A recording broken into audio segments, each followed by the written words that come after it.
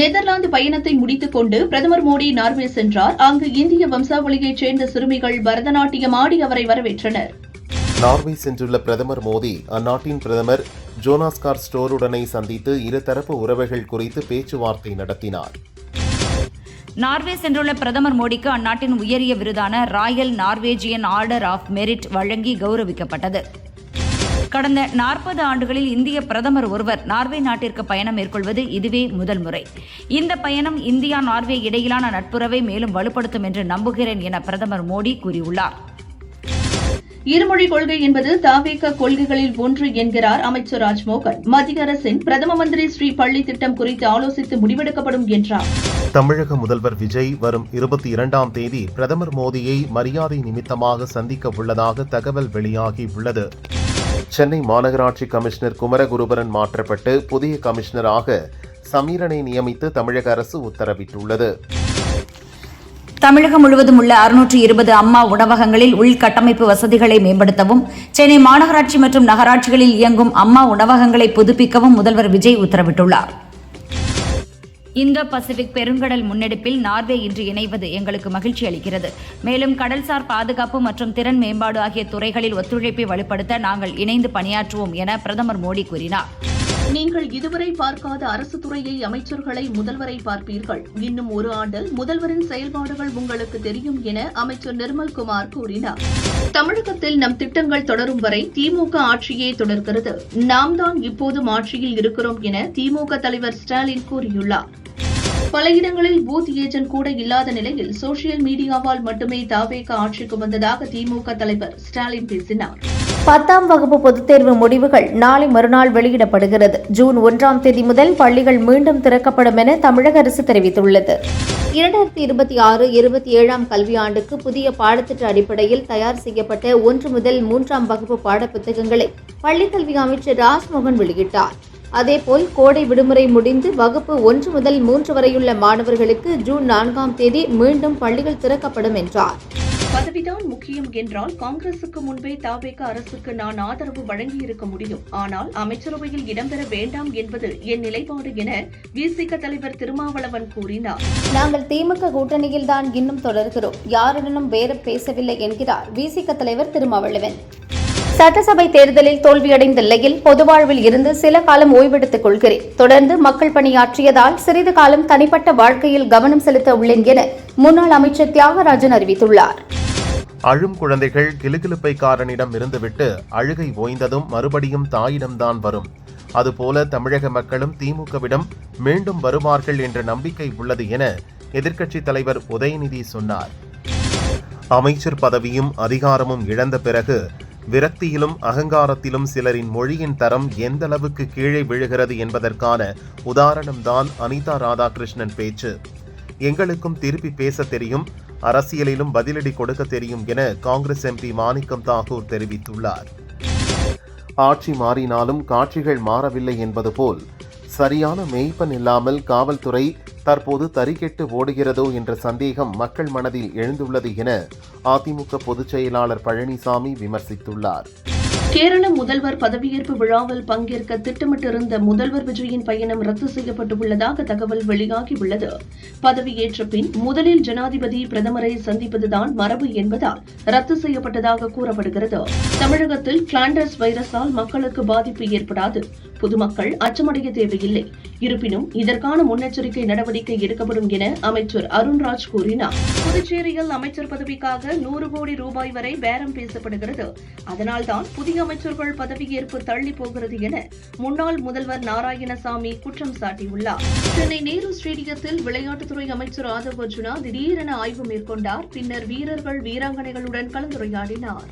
தேனி பெரியகுளம் அருகே உள்ள கும்பக்கரை அருவியில் மழை காரணமாக நீர்வரத்து அதிகரித்துள்ளது. வறண்டு கிடந்த அருவிக்கு தண்ணீர் வருவதால் சுற்றுலா பயணிகள் செல்ல வனத்துறை அனுமதி வழங்கியுள்ளது. அதிமுகவினர் ஆதரவு 100% பொதுச் செயலாளர் பழனிசாமிக்கு தான் இருக்கிறது என முன்னாள் அமைச்சர் திண்டுக்கல் சீனிவாசன் கூறினார். தென் மாவட்ட பஸ்களை மீண்டும் கோயம்பேட்டிலிருந்து இயக்க தமிழக அரசு பரிசீலனை செய்ய வேண்டும் என ஆம்னி பஸ் உரிமையாளர் சங்கம் கோரிக்கை விடுத்துள்ளது. இந்திய முப்படை தளபதி உபேந்திர திவேதி கருத்துக்கு பாகிஸ்தான் ராணுவம் பதிலளித்துள்ளது. பாகிஸ்தானை குறிவைக்கும் இந்தியாவின் யுக்தி ஏற்புடையதல்ல. போரை நோக்கிய இந்தியாவின் முயற்சி பேரழிவை ஏற்படுத்தும் என தெரிவித்துள்ளது. பீகார் சசாரம் ரயில் நிலையத்தில் நின்ற பயணிகள் ரயிலில் திடீரென தீப்பற்றியது. பயணிகள் அலறியடித்துக் கொண்டு வெளியேறினர். தீயணைப்பு வீரர்கள் விரைந்து சென்று தீயை அணைத்தனர்.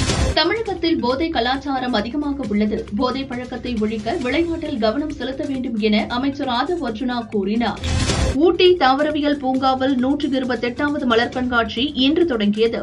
சென்னை சென்ட்ரல் ரயில் நிலையம், வள்ளுவர் கோட்டம், மகாபலிபுரம் கோயில் ஆகிய உருவங்களை பூக்களை கொண்டு உருவாக்கியுள்ளனர். அதிமுக பொதுக்குழுவை கூட்ட 2 பங்கு உறுப்பினர்களின் ஆதரவு உள்ளது என முன்னாள் அமைச்சர் சி. விஜயபாஸ்கர் தெரிவித்துள்ளார். ரஷ்யாவின் மாஸ்கோவில் உக்ரைன் நடத்திய ட்ரோன் தாக்குதலில் இந்திய தொழிலாளி ஒருவர் பலியானார். 3 இந்தியர்கள் காயமடைந்துள்ளனர். முன்னாள் அமைச்சர் செம்மலை அதிமுகவிலிருந்து விலகுவதாக அறிவித்துள்ளார். ஜெயலலிதா மறைவுக்கு பின் எனக்கு பல வாய்ப்புகள் மறுக்கப்பட்டதாக கூறியுள்ளார். திருப்பதி சந்திரகிரி பாகரப்பேட்டை மலைப்பாதையில் யானை கூட்டம் சாலையில் உலா வந்ததால் வாகன ஓட்டிகள் பீதியடைந்தனர். வனத்துறையினர் வந்து பட்டாசுகள் வெடித்து யானைகளை வனத்திற்கு விரட்டினர். இதனால் அப்பகுதியில் 1 மணி நேரத்திற்கு மேலாக போக்குவரத்து பாதிப்பு ஏற்பட்டது. திருவனந்தபுரம் சென்ட்ரல் மைதானத்தில் நடந்த விழாவில் கேரள முதல்வர் வி.டி. சதீஷன் பதவியேற்றுக் கொண்டார். அவருக்கு கவர்னர் அர்லேகர் பதவி பிரமாணம் செய்து வைத்தார். அதிமுக தலைவர்களிடையே ஈகோ பிரச்சனை இருக்கிறது. கட்சியை வளர்க்கும் எண்ணமே அவர்களுக்கு இல்லை என அதிமுகவில் இருந்து விலகிய செம்மலை சொன்னார். கேரள முதல்வர் சதீஷனுடன் 20 பேர் அமைச்சர்களாக பதவியேற்றுக் கொண்டனர். அவர்களுக்கு கவர்னர் அர்லேகர் பதவி பிரமாணம் செய்து வைத்தார். புதிய தொடக்கத்துக்கான மகத்தான வாய்ப்பை பயன்படுத்தி அரசின் அனைத்து செயல்பாடுகளிலும் சீர்திருத்தத்தை தொடங்குங்கள் என்று தாவேக அரசுக்கு முன்னாள் அமைச்சர் தியாகராஜன் அறிவுரை கூறியுள்ளார். ஓட்டுக்கு பணம் தராத வேட்பாளரிடம் தோற்றுப்போனதில் மகிழ்ச்சியே என்றார்.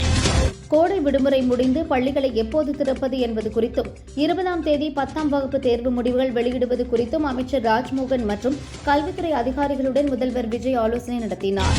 பொதுக்குழு உறுப்பினர்களில் 1/5 பங்கு உறுப்பினர்கள் கோரிக்கை வைத்தால் பொதுக்குழுவை கட்டாயம் கூட்ட வேண்டும் என்ற அடிப்படை விதி அதிமுகவில் உள்ளது. இப்போது 2 பங்கு பொதுக்குழு உறுப்பினர்கள் எங்களது கோரிக்கைக்கு ஆதரவாக உள்ளனர் என சி. விஜயபாஸ்கர், எஸ்.பி. வேலுமணி தரப்பு தெரிவித்துள்ளது. தாமிரபரணி ஆற்றில் துணி கழிவுகள் வீசினால் அபராதம் விதிக்கப்படுவதோடு வழக்கு பதியப்படும் என கலெக்டர் சுகுமார் அறிவுறுத்தியுள்ளார். ஜனாதிபதி ஆட்சியை தடுக்கவே தாவேகாவுக்கு ஆதரவு அளித்தோம். தமிழகத்தில் பட்டியலினத்தைச் சேர்ந்தவர் முதல்வராவது எளிதல்ல என விசிக தலைவர் திருமாவளவன் கூறினார்.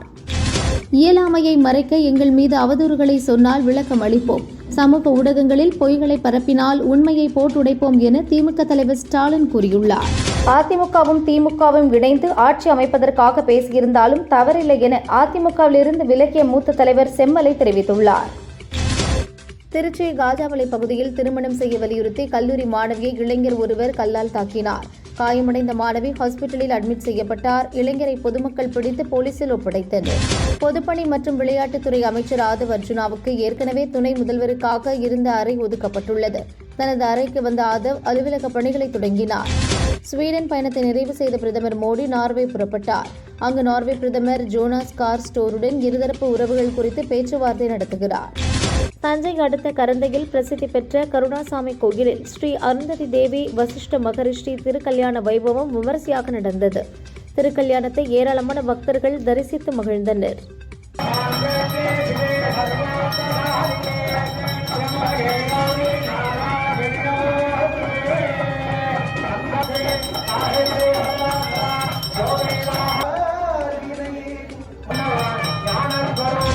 சென்னை குதிரைகளிடம் பரவும் கிளான்ட்ரஸ் தொற்று பரவல் குறித்து தலைமை செயலகத்தில் சுகாதாரத்துறை அமைச்சர் அருண்ராஜ், துறை செயலர் உள்ளிட்ட அதிகாரிகளுடன் ஆலோசனை நடத்தினார்.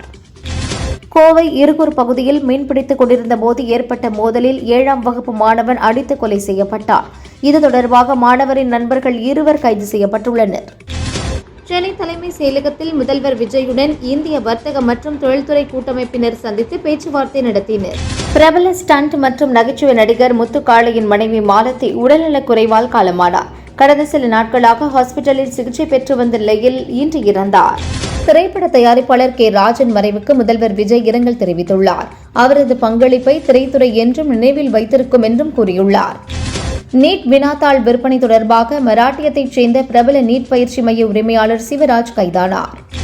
கேரள முதல்வராக பொறுப்பேற்றுள்ள வி.டி. சதீஷன் தலைமையிலான அரசுக்கு வாழ்த்துக்கள். கேரள மக்களுக்கு சேவையாற்றுவதில் புதிய அரசு வெற்றி பெற வாழ்த்துகிறேன் என மேற்கு வங்க முன்னாள் முதல்வர் மம்தா தெரிவித்துள்ளார். கேரளத்தின் புதிய முதல்வராக பதவியேற்றுள்ள வி.டி. சதீசனுக்கு பிரதமர் மோடி வாழ்த்து தெரிவித்துள்ளார். மாநிலத்தின் வளர்ச்சிக்கும் மக்கள் நலனுக்கும் புதிய அரசுடன் இணைந்து செயல்பட தயாராக இருப்பதாக குறிப்பிட்டுள்ளார். உபா எனும் சட்டவிரோத செயல்பாடுகள் தடுப்பு சட்டத்தின் கீழ் கைதானவர்களுக்கு ஜாமீன் வழங்கலாம் என சுப்ரீம் கோர்ட் உத்தரவிட்டுள்ளது. குற்றம் நிரூபிக்கப்படாமல் நீண்ட காலம் சிறையில் அடைக்கப்பட்டிருப்போருக்கு ஜாமீன் மறுக்கக்கூடாது என்று கூறியுள்ளது. அதிமுக மாவட்ட செயலாளர்கள் கூட்டம் நாளை காலை நடைபெறும். காலை 9 மணிக்கு சென்னை பசுமை வழி சாலையில் உள்ள எனது இல்லத்திற்கு அனைவரும் வரவேண்டும் என பழனிசாமி கூறியுள்ளார். புதுச்சேரி சட்டசபை நாளை மறுநாள் காலை 9:30 மணிக்கு கூடும் என தற்காலிக சபாநாயகர் அன்பழகன் தெரிவித்துள்ளார். அன்றைய தினம் எம்எல்ஏக்கள் பதவி பிரமாணம் எடுத்துக் கொள்ள உள்ளனர். பீட்சா, ஜிகர்தண்டா, பேட்ட என இதுவரை 9 படங்களை இயக்கியுள்ளார் கார்த்திக் சுப்புராஜ். தன் படங்களில் இளையராஜாவின் பழைய பாடல்களை பயன்படுத்தி வந்த இவர் தன் 10வது படத்திற்கு இளையராஜாவை இசையமைப்பாளராக ஒப்பந்தம் செய்துள்ளார். இது தொடர்பான வீடியோவை பகிர்ந்த கார்த்திக் சுப்புராஜ், கனவு 10, ஆசிர்வாதம் 1540 என குறிப்பிட்டுள்ளார். அதாவது இளையராஜாவின் 1540வது படம் இது. படத்தலைப்பு உள்ளிட்ட அப்டேட்டுகள் விரைவில் வெளியாகிறது. தமிழகத்தில் அன்றாடம் அரங்கேறும் கொலை சம்பவங்களால் சட்டம் ஒழுங்கு கேள்விக்குறியாகி வருகிறது. பொதுமக்களின் உயிர் மற்றும் உடைமைகளை பாதுகாப்பதில் திமுகவை போல தவேகாவும் தோல்வியடையக்கூடாது என தினகரன் தெரிவித்துள்ளார். தமிழகத்தில் நாளை கிருஷ்ணகிரி, தருமபுரி, சேலம், ஈரோடு, கோவை, நீலகிரி ஆகிய மாவட்டங்களில் கனமழைக்கு வாய்ப்புள்ளதாக வானிலை ஆய்வு மையம் தெரிவித்துள்ளது. மணப்பாறை வேப்பிலை மாரியம்மன் கோயில் சித்திரை திருவிழா வெகு விமரிசையாக நடந்தது. ஆயிரக்கணக்கான பக்தர்கள் அலகு குத்தியும் அக்னி சட்டி எடுத்தும் நேர்த்திக்கடன் செலுத்தினர்.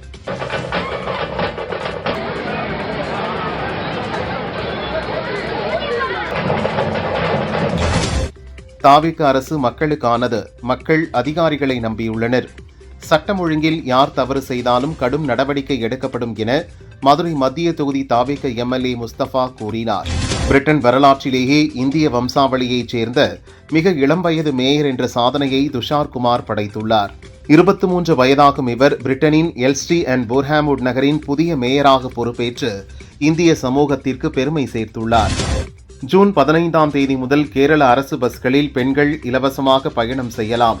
மேலும் நாட்டில் முதன்முறையாக முதியோர் நலனுக்காக தனித்துறை உருவாக்கப்படும் என கேரள முதல்வர் வி.டி. சதீஷன் கூறினார். நாட்டில் உள்ள பொதுத்துறை வங்கிகள் மற்றும் நிதி நிறுவனங்கள் செலவை குறைக்கும் நடவடிக்கைகளில் கவனம் செலுத்த மத்திய நிதியமைச்சகம் உத்தரவிட்டுள்ளது. எரிபொருள் பற்றாக்குறையை சமாளிக்க அதிகாரிகள் வெளிநாட்டு பயணங்களை தவிர்த்து கூட்டங்களை காணொலி மூலம் நடத்தவும் மின் வாகனங்களுக்கு படிப்படியாக மாறவும் அறிவுறுத்தியுள்ளது.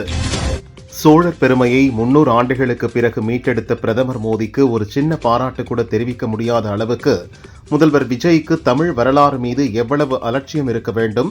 இதுதான் உங்களது நாகரிக அரசியலா என பாரதிய ஜனதா நிர்வாகி வானதி சீனிவாசன் கேள்வி எழுப்பியுள்ளார்.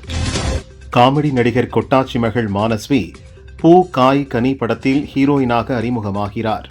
இதன் ப்ரமோஷனுக்காக நடிகர் சூரியிடம் நட்பு ரீதியாக கேட்டதாகவும் அதற்கு அவர் மறுத்ததாகவும் கொட்டாச்சி ஆதங்கமாக விமர்சித்தார். இந்த நிலையில் அவர் வெளியிட்ட வீடியோவில், நான் அப்படி பேசியிருக்கக்கூடாது, நீங்கள் யாருக்கும் உதவி செய்யவில்லை என்று சொல்லிவிட்டேன். ஆனால் பலருக்கு நீங்கள் கல்வி உதவித்தொகை கொடுத்து வருகிறீர்கள், மன்னிப்பு கேட்கிறேன் என கூறியுள்ளார்.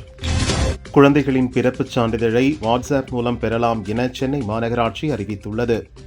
9450619113 என்ற எண்ணுக்கு பெற்றோர் தகவல் அனுப்பி பிறப்பு சான்றிதழை பதிவிறக்கம் செய்யலாம். பிரதமர் மோடிக்கும் அவரது அரசுக்கும் தொலைநோக்கு பார்வை இல்லை. நாட்டில் ஏற்பட்டுள்ள பணவீக்க உயர்வுக்கு அவர்களே பொறுப்பு என காங்கிரஸ் தலைவர் மல்லிகார்ஜுன கார்கே குற்றம் சாட்டியுள்ளார். கிளாண்டஸ் தொற்று எதிரொலியாக தமிழகத்தில் குதிரை சவாரிக்கு கட்டுப்பாடுகள் விதித்து தமிழக அரசு உத்தரவிட்டுள்ளது.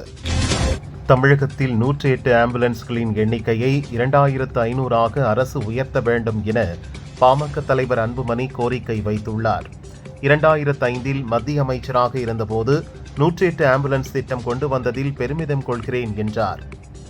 தமிழக முதல்வராக பொறுப்பேற்றுள்ள நடிகர் விஜய் நடித்த கடைசி படம் ஜனநாயகன் சென்சார் பிரச்சனையால் இன்னும் ரிலீஸ் ஆகவில்லை. சில நாட்களில் சென்சார் சான்றிதழ் கிடைத்தாலும் உடனடியாக வெளியிடாமல் ஜூன் 22 விஜய் பிறந்த நாளை முன்னிட்டு அந்த வாரம், அதாவது ஜூன் 19 படத்தை வெளியிட படக்குழு திட்டமிட்டுள்ளது. இதனால் ரசிகர்களுக்கு பிறந்த நாள் மற்றும் கடைசி பட கொண்டாட்டமாக இருக்கும் என்கின்றனர். ஐக்கிய ஜனநாயக முன்னணி கட்சிகளின் சார்பில் இன்று கேரளத்தின் புதிய முதல்வராக பொறுப்பேற்றிருக்கும் சதீஷனுக்கு வாழ்த்துகள் என அதிமுக பொதுச் செயலாளர் பழனிசாமி வாழ்த்து தெரிவித்துள்ளார். தஞ்சை திருவிடைமருதூர் அருகே உள்ள எஸ்புதூர் டாஸ்மாகில் அரசு நிர்ணயித்த விலையை விட மது பாட்டில் ஒன்றுக்கு ரூபாய் 20 கூடுதலாக விற்பனை செய்த புகாரில் டாஸ்மாக் பணியாளர்கள் 3 பேர் சஸ்பெண்ட் செய்யப்பட்டனர்.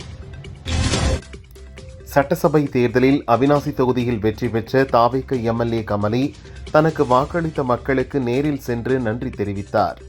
அப்போது அன்னூர் பஸ் ஸ்டாண்டில் ஆய்வு செய்த அவர் கழிப்பறைகள் தூய்மையாக பராமரிக்க பேரூராட்சி அதிகாரிகளுக்கு அறிவுறுத்தினார். மறைந்த நடிகர் மற்றும் திரைப்பட தயாரிப்பாளருமான ராஜனின் உடலுக்கு விடுதலை சிறுத்தைகள் கட்சி தலைவர் தொல் திருமாவளவன் நேரில் அஞ்சலி செலுத்தினார். சுவிட்சர்லாந்தின் ஜெனீவாவில் நடந்து வரும் 79வது உலக சுகாதார மாநாட்டின் ஒரு பகுதியாக மத்திய அமைச்சர் ஜே.பி. நட்டா உலக சுகாதார அமைப்பின் தலைமை இயக்குநர் டாக்டர் டெட்ரஸ் அதனம் கேப்ரியோஸை சந்தித்தார். கட்சித் தாவல் தடை சட்ட புகார் விசாரணை நிலுவையில் உள்ள நிலையில் அதை எதிர்கொள்ளும் நபர் அமைச்சராக இருந்தால் ஆர்டிகல் 142 வழங்கும் சிறப்பு அதிகாரம் மூலம் சுப்ரீம் கோர்ட் அவரை பதவி நீக்கம் செய்யலாம் என அதிமுக வழக்கறிஞர் பிரிவு செயலாளர் இன்பதுரை தெரிவித்துள்ளார். முதல்வர் சுவேந்து அதிகாரி தலைமையில் நடந்த அமைச்சரவை கூட்டத்தில் மாநில ஊழியர்களுக்கான 7வது ஊதிய குழுவுக்கு மேற்குவங்க அமைச்சரவை ஒப்புதல் அளித்துள்ளது. அன்னபூர்ணா பண்டார் திட்டம், பெண்களுக்கு இலவச பஸ் வசதி உள்ளிட்ட பல்வேறு திட்டங்களுக்கும் ஒப்புதல் அளிக்கப்பட்டது. கர்நாடக மாநிலம் துபாரே யானைகள் முகாமில் குளித்துக் கொண்டிருந்த 2 யானைகள் திடீரென சண்டை போட்டுக் கொண்டன. அப்போது அங்கு வேடிக்கை பார்த்துக் கொண்டிருந்த சென்னையைச் சேர்ந்த 33 வயது பெண் ஜினு மீது யானை விழுந்தது. இதில் அவர் உடல் நசுங்கி உயிரிழந்தார். ஒடிஷாவில் உள்ள பூரி ஜெகநாதர் கோயிலுக்கு சென்ற பாரதிய ஜனதா தேசிய தலைவர் நிதின் நவீன் ஜெகநாதரை மனமுருகி பிரார்த்தனை செய்தார். அவருடன் அம்மாநில முதல்வர் மோகன் மாஜி, சம்பித் பத்ரா எம்பியும் உடன் இருந்தனர். ஆர்ஜே பாலாஜி இயக்கத்தில் சூர்யா ட்ரிஷா நடித்த கருப்பு படம் வரவேற்பு பெற்றுள்ளது. ட்ரிஷாவுக்கு டப்பிங் பேசியது குறித்து பாடகி சின்மயி கூறுகையில், ஆம், ஒரு வழியாக ட்ரிஷாவுக்கு குரல் கொடுத்ததை ஒப்புக்கொள்கிறேன். இது பற்றி பேச பயமாக இருந்தது. ஏற்கனவே படத்திற்கு பல பிரச்சனைகள் இருந்ததால் முன்னரே சொன்னால் புது சிக்கல் வருமோ அல்லது என் குரலை நீக்கிவிடுவார்களோ என பயத்தில் சொல்லவில்லை என்றார். பாலிவுட் நடிகை ஆலியா பட் சமீபத்தில் கேன்ஸ் பட விழாவில் பங்கேற்ற போது சர்வதேச புகைப்பட கலைஞர்கள் அவரை பெரிதாக கண்டு கொள்ளவில்லை. இதனை சமூக வலைதளத்தில் சில ரசிகர்கள் கிண்டல் அடித்தனர். இதில் ஆலியா பட்டுக்கு ஆதரவாக நடிகர் சோனு சூட் நம்மவர் சர்வதேச மேடையில் ஏறும்போது பெருமைப்பட வேண்டுமே தவிர குறைகளை தேடக்கூடாது. ஒவ்வொரு சாதனைக்கும் கேமராக்களின் வெளிச்சமோ அங்கீகாரமோ தேவையில்லை, ஜொலியுங்கள் நண்பரே என குரல் கொடுத்துள்ளார். நடிகை பார்வதி இதுவரை எந்த படப்பிடிப்பிலும் தன் காட்சிகளை மானிட்டரில் பார்த்ததில்லை.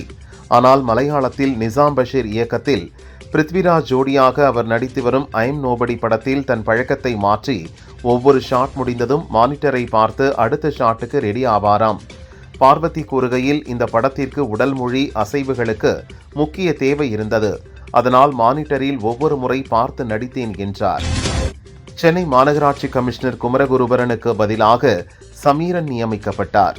நகராட்சி நிர்வாகத்துறை கூடுதல் தலைமை செயலாளராக ககன்தீப் சிங் பேடியும் கூட்டுறவு உணவுத்துறை கூடுதல் தலைமை செயலாளராக அமுதாவும் நியமிக்கப்பட்டுள்ளனர். கோவை அருகே 13 வயது சிறுவன் நண்பர்களால் அடித்து கொலை செய்யப்பட்ட செய்தி மனதை பதைக்க வைக்கிறது. நம் மாநிலத்தின் வருங்காலமே குழந்தைகள்தான். அவர்களை பொறுப்புடன் வளர்த்தெடுப்பது நம் அனைவரின் சமூக கடமை என திமுக தலைவர் ஸ்டாலின் கூறியுள்ளார். முள்ளிவாய்க்கால் நினைவுகளை இதயத்தில் ஏந்துவோம். கடல் கடந்து வாழும் நம் தமிழ் சொந்தங்களின் உரிமைகளுக்காக எப்போதும் துணை நிற்போம் என முள்ளிவாய்க்கால் நினைவு தினத்தையொட்டி முதல்வர் விஜய் கூறியுள்ளார்.